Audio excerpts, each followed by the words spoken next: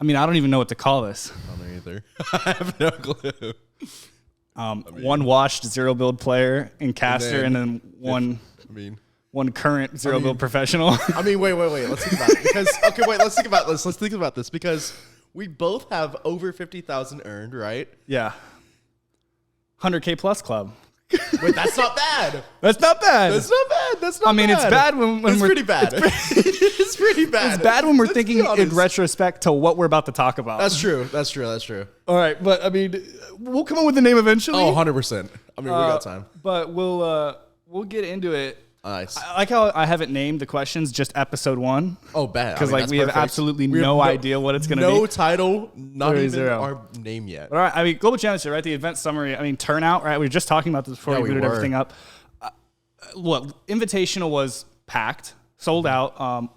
The whole event, almost the whole event, because you were there at Invitational. Yeah, I mean, it was pretty packed. I mean, I don't think it was full, but it was a little bit smaller of a venue. Yeah, 100%. So it felt like the atmosphere was very much it was like crazy. Yeah. I didn't go to Globals, but I mean, Invitational was absolutely Invitational felt like almost like a Thunderdome of people, just because every seat was full. Okay, and everyone, it was all the hardcore fans. Okay, Globals is pretty similar, except there's a lot more airspace, so it kind of felt like a bigger event. I mean, obviously bigger prize pool, but like a much bigger occasion, just because it's the tiered stands. That's true. Right? Yeah. Plus on Sunday it sold out on the floor. Damn. I mean, it was nuts. It's gonna be, I mean, that's crazy. No, I mean, it was crazy beyond that point, but also, of course, it's a 3-day format now versus the 2 at the Invitational.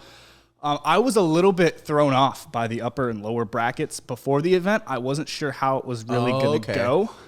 I think Ozzy made like a tweet or something about it, and it made pretty good sense to me. Like, I mean, I understand how it works, right? Top 25 day 1, top 25 day 2. People who don't qualify out of Friday go to Saturday. It's pretty simple and easy to follow. I just wasn't sure how it was going to work from like a viewer perspective. Oh, okay. Because I felt like it was a little too much for people to follow sometimes. Yeah, that's true. Yeah. Especially if you're not into like competitive and stuff. Plus, because the whole event was running that way, we didn't get a 2-day finals. That's true. 6 games versus 12 game finals. I 100% think we would have had a different winner if we didn't have a 12 game finals. 110%. I think Cammy and Seti go 2 for 2 if we have a 2-day final. I agree. Yeah. 1,000%. They just looked so good, and they talked about how they felt off on day 1. I think you gave them the one night to cook. I mean, it would have been over again. 100%. But still, though, great event overall. Can't be super upset about it, but it did also bring together a bunch of controversy because now we've seen both sides of the coin, right? We've seen NA land competitions. That is true. And now EU land competitions. That is true. Of course, we've seen like Red Bull Invitational, that kind of stuff that they had, like Red Bull Contested, but now it's a world championship level competition, both NA versus EU. Yeah. We know it was like an NA. Crowd was pretty nuts. EU brought together, I mean, the Frenchmen, of course, right? We saw M8 in the crowd the whole time. So you went to both events. Do you think Globals was better than Invitational? As crowd-wise. Crowd-wise? Yeah. Yes. Global's 100% was better. I think that's just... Really? I think it's the same for any game, though. Yeah, that's true. That's EU true. Crowds, sporting-wise, esports-wise, they're just better, right? The chants, the atmosphere, just... They get into it a little bit more than NA fans. I'm not sure where that stems from, but it definitely felt better at Globals than it did Invitational. I mean, that's crazy. I'm sad that I didn't go to Globals, honestly. You should have won. It's honestly worthwhile. The hardest part, though, to be honest, Invitational, very easy to find places to stay. That's true. But it was not easy for Copenhagen. It was actually really difficult. And if the good places to stay, like, of course, like, I think there's the Player Hotel, then the Talent Hotel where you're staying, right? Like, the main one right next to the venue, the Crown Plaza, right? It's just so expensive. It's just really expensive unless you have a bunch of people that are looking to chip in for something. So it was rough. I mean, the last night, I literally had to stay an extra day. Otherwise, I would have doubled my plane ticket back home. Would have went from like $600 to $1,200. Dang. So I had to get a hotel for like $140 just for one night. Wait, that's insane. Kind of sucks, but it was right by the airport, so it wasn't too bad. Yeah. But I mean, it's just part of the beast. I mean, obviously going international is always kind of difficult. It's always more expensive. And stuff. But we now seeing the results of the event. We've seen both NA. We've seen both EU. Is NA on top? What do we... I mean, are we going to talk about, top 5? Well, I mean, wasn't it like 3-0? Wait, no, it was like, I think EU was higher up on top 5. I think 10, if you're looking at top 10, I think it's 5 and 5. Oh, is it really? Wait, no, wasn't there? I think, okay, my biggest surprise globals, I just want to throw this out really fast. Asia top 5. True. Asia top 5. Are we seeing? Do they come to EU? Come to EU? No, I'm saying, are we gonna see? Dude, if we had an Asia team win, that's what I'm saying. Are we gonna see someone that's not NA, that's not EU, but a different region win ever? Ever? I think it might be possible. I think the teams move before they win.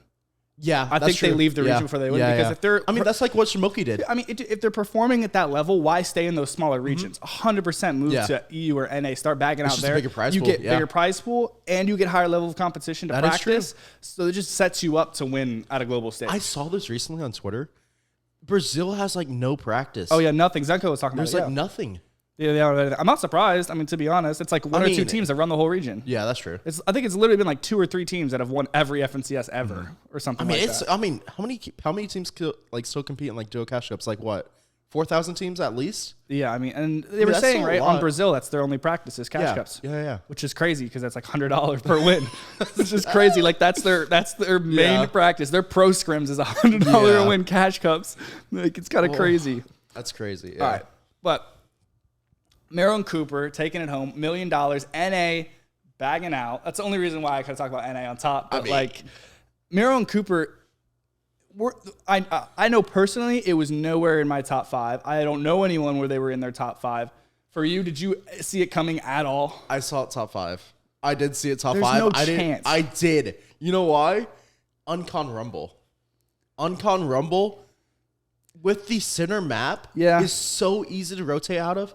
The only issue you don't have at Rumble, or the only thing at Rumble that you don't get is metal. Yeah. But you can always get that from caches and stuff. I mean, literally, they were talking about in the media room, right? They were leaving off spawn like every game with like 600 mats total. Yeah. Which is stupid.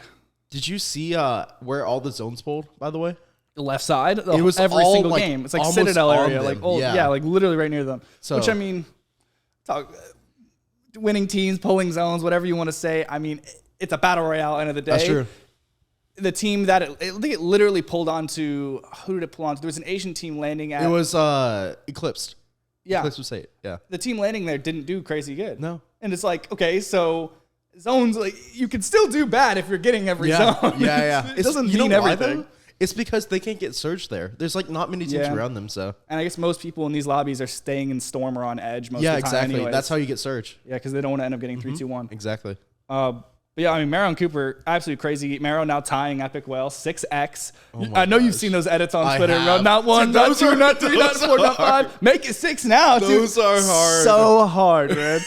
Dude, I'm not even kidding. Everyone was so worried about Mero. I remember hearing a scuffle in the media room and all sorts of stuff. When Mero won, they were so concerned because he had that weird interview with Frankie. True. Where he was just like... the whole time staring in front of her, and he was trying to make a joke because he got caught last year. Yeah. So he's trying to make a joke, but it just looked really bad. It was like, dude, it just didn't. It was not a good look. It was not good. It was not a good look. But so they were really worried, and then he came out he hopped on the desk. He went back in the media room, did interviews. Absolute superstar. Yeah, dude. It was kind of so crazy. Good to hear him talk about this stuff. He did such a great job. Like from watching it from like online and stuff, like he did really good. Oh, he did such a good job. Yeah. I mean, you talk about like championship mentality and conducting yourself in a professional manner. Nailed it. Oh, 100%. Once he really did rise to the occasion in that moment. Cooper as well. I mean, dude, I mentioned it in my thing, but like Mero has more FNCS championships than Cooper has finals appearances, dude. That's crazy. Which is crazy to think about. And he did fine too. Cooper did a great job as well. I think for him it was just more of a shock, like he couldn't believe it. The entire time he's there just I think we also should talk about how Cooper had $5,000 earned last year. Yeah, in 2022. And now he's almost 600,000. Nuts. That's insane. Absolutely crazy. Dude, it only takes one tournament. It does. So many people complain about prize pools, but it's like, dude, you don't know how good you got it. Like, right now. Fortnite has the biggest prize pool out there, and it's the most achievable, man. You have a kid who can go from that to 500,000 earned with one opportunity. They just don't squander it, right? Yeah. But I saw Cooper today. He was tweeting about like whether he should go to online school. And of course, you can argue for like have that childhood experience. You're really young, but I mean, in my eyes, like, dude, I mean, might as well take advantage. You only get these opportunities once, and you know what it's done to other people. Put your head down, grind it out, see what you can do. I mean, he's averaging like over 1,000 viewers on Twitch right now, like nonstop. You can make a career as long as he doesn't screw up. Like, he just needs to be smart about his decisions here and can ride this wave like crazy.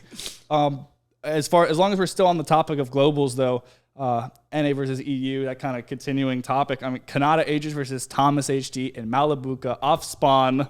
So we're gonna bring this up, huh? Do we have to bring it up? We do have to bring it up. Dude, I mean, Kanata is known for talking trash, but this is another level. He talked his trash at the event, but he's brought it home. He's kept hammering at it. 5-1 is kind of crazy. It really is, against arguably the best team out of the whole region. Yeah.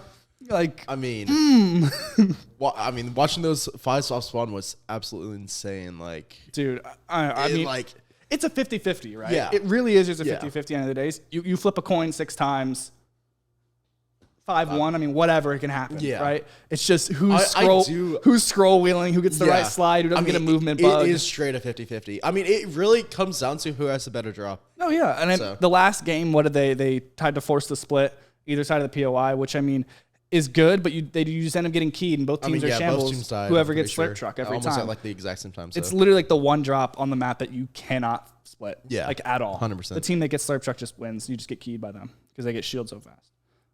Absolutely nuts. 5-1 still, that was crazy. They didn't do as well as I think they should have with the 5-1. But I agree, but that's just Kanata and Agers, though, right? Like, every time they're contested, they just fold. I mean, it is kind of hard because, I mean, it just takes up the time, like the loop path and stuff. So, 100%. And it definitely throws off their mental as well. They kind of ride that high, I think, a little bit into like first, second zone, and they are not where they're supposed to be or whatever it is. But I mean, Kanata Agers still top of the world right now, especially in NA. And I'm sure we'll keep watching them, and I have no doubt in my mind they'll continue to place at the top 100%. Of the region in 2024. But 2024, right? Last year, we got a teaser at the end of the event. We didn't get anything this time. Last time, everybody thought it was going to be a teaser for what the competitive was going to look like for 2024. For 2023 at the Invitational. But now, we didn't get anything, right? It was just a chapter teaser that time, and this time there's nothing at all. I think people have assumed now we're at that 1 year, one new chapter, one new map, right? Yeah. So new chapter, new map, and of course we see like all the teasers for back in time for the end till the end of the year, that kind of stuff. But I'm excited for that. I hope it's good. I'm excited, man. I mean, anytime Epic has this little bit of a downtime between competitive seasons, they can do some fun stuff. And I felt like last year they didn't really jump to that opportunity. That's true. Yeah. And I hope they do this time and they do something fun. And the teasers it seems like they're cool. going to. Oh, so, it looks cool. Yeah, I'm excited. I mean, it's gonna be crazy. But as far as competitive goes in 2024, are they sticking with duos? Are they going to squads, trios? Nobody knows. I mean, nobody knows yet. Nobody knows. My preference game mode is still solos, but I would really for builds. For builds, yeah. Oof. Yeah. I could see. I mean, maybe not a full year, but maybe like half a year of builds. Solos, right? Going into a summer FNCS Invitational. I do feel like a solo event, we're due for a solo event. Yeah. But as a main year-round game mode, I can't see it as year-round. Maybe, I don't think Epic will do it. I could see either duos or trios sticking. I can't see squads. I will hammer this till the day I die. Trios is the most competitive game mode, period. By far. I think the only reason they chose duos was a switch up and change of pace because we had trios for so long, and the fact that it's a little bit easier to follow for the casual audience. Yeah. But I think this year they kind of saw that the core audience is still going to be the core audience, whether it's duos or trios or not. And I hope and think they're going to shift back to trios. Gotta hope. We gotta hope and pray. Because, man, I just remember old-timey moments from like Chapter 2, Chapter 3 of trios, man. It's just such a good atmosphere. And as far as like viewer quality for like the content around it, trios blows duos out of the water. I mean, will this bring back any of the old FNCS winners though? Like Bugamiro? Dude, I don't know. Reverse? I don't know. I mean, can we see return of Reverse coming back into comp? I think we'll see some really interesting combinations. I think we will. But I mean, FNCS, as far as like 2024, I think it's still going to be FNCS. Won't be anything different. But in-person versus online. We saw one in-person event this year. I think everybody kind of hopes they'll ramp that up to 2. I hope so. Whether it's like a secret skirmish or whatever it is, or like a one-off kind of solo event, right? Yeah, for sure. But I think hopefully the way that things have going the last 2 years will be sticking with. It seems like we're going to have one main event. I mean, I think what they did this year is pretty well. Like 3 FNCSs leading up to the one final major at the end of the year. Think we'll have the major system still? I mean, I don't know, to be honest. We might. I mean, I wouldn't mind that, though. I bet you it'll still be the same kind of format, but maybe a different name if they don't do majors again, which I have no issue with them doing majors again. I think that was a good system. I think it was a really good system. But, I mean, zero build options in 2024. Both of us have a lot of zero build experience, especially you. Yeah. I mean, where's your head out as far as zero build for next year? I mean, hey, I don't know. I mean, I guess I could bring it up. I got laughed at Invitational. You did get laughed at? I got laughed at Invitational for asking about an FNCS. You gonna name drop who laughed at you? Not saying any names.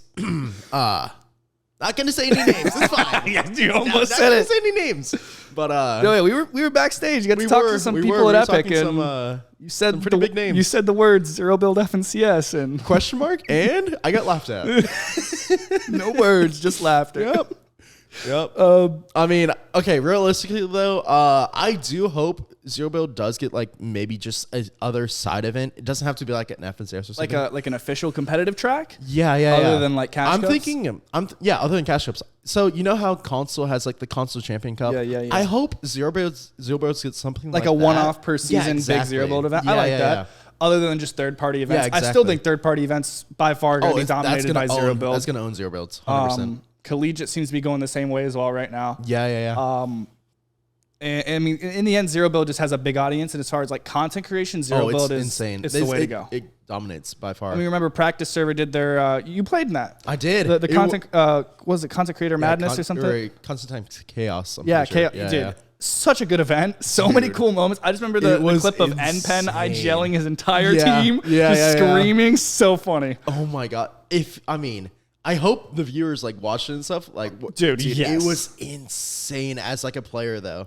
Yeah, like 1v or 12v12v12s, like 6 teams is crazy. Yeah, no, dude. I mean, it's actually crazy. I think Zero Build will continue to grow. I hope so. It's just questionable as far as competitive, but yeah, well, 100%. I know. I'm pretty sure Gamers 8 is going to be making a return next year.